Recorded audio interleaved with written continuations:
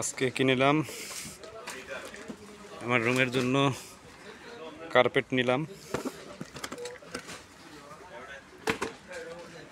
তারপর আরও একটা কেটলি নিলাম, একটা পানির পট,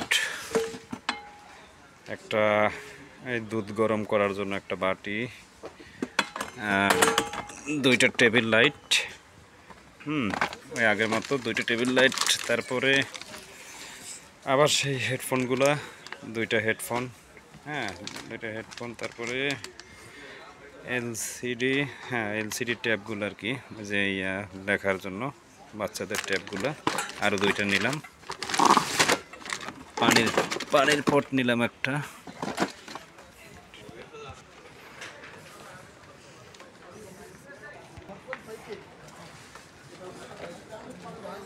আমরা এই যে মানি ব্যাগ নেবেন না?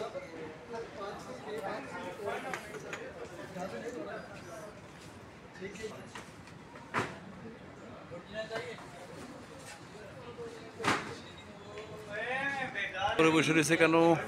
উপরে বসা কেন?